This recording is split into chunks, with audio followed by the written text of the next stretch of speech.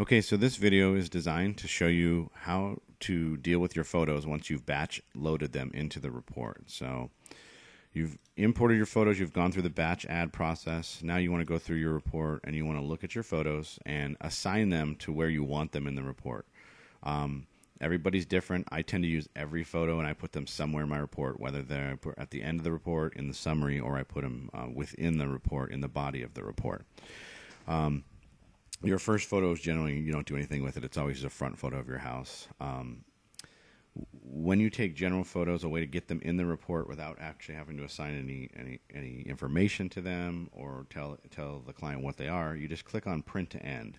Print to End will put this photo in the back of your report so that they can just view it to see that you were over in that area.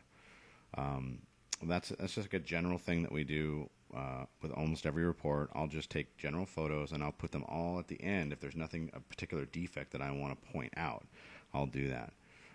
You go through every tab and you can just kind of choose. I just took a picture of the valves. I'm going to put that at the end. Now, the other option is when you want to assign something within the report, you actually can choose these drop-down menus. Choose the part of the report you want them to be assigned to. So this is the grounds. And this is my main water valve. And then I'm going to put in there the comments that I made about it, the location, whether it's a general view. In this particular report, I just put the location of it. It seemed to be fine. Then here's the water pressure. I'm going to go ahead and throw this in there as well, under grounds and water pressure. I'm going to tell them what the water pressure is. So these two pictures here are going to actually be embedded within the report on the grounds page under these titles. And it's going to have these comments in there. So again, Print to End, if you click that button, it's just going to be there at the end of the report with no comments. And if you click these areas here, it's going to go within the report. On this particular report, I'm going to go to another page real quick because I know something's in there. If we want to add something to the summary report, summary page, like here's some major cracks inside of a wall.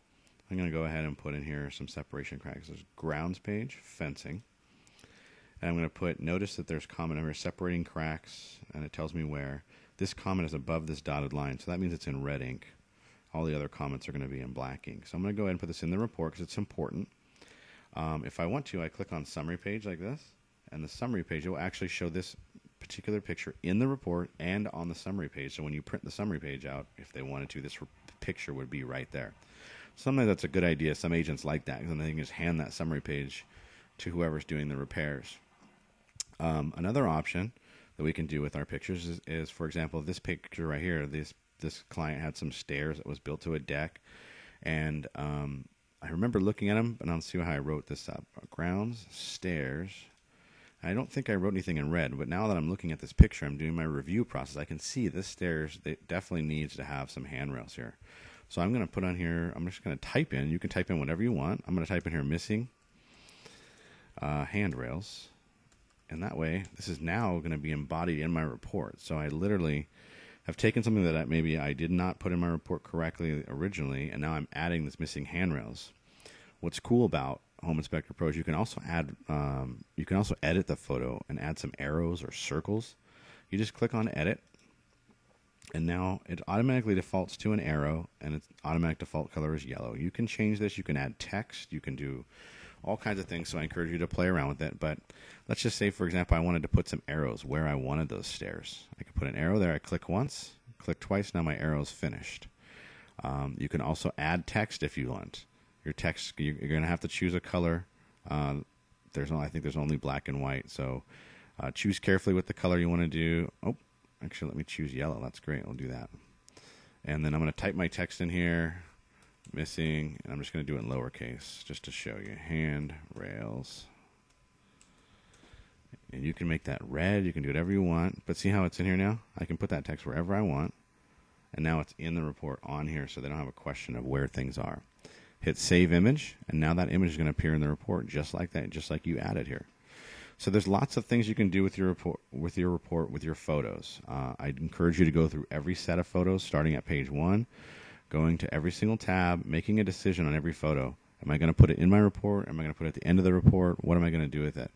Keep in mind, if you don't have anything clicked on here, the report's going to stay within your Home Inspector Pro file, but it's not going to actually be reported on. So down the road, if a customer called you and asked a question, you could always grab your report, open it up, and you can reinsert these pictures if you wanted to. But your photos will always be here for review. So that's a good reason why you want to batch add your photos and then review all your photos. So at the time you're all done, always hit save, and then always regenerate your report so you can see if your photos are in the right place, if you had any misspellings.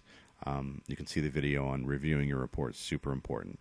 But that is how you deal with your photographs once you've imported them into Home Inspector Pro.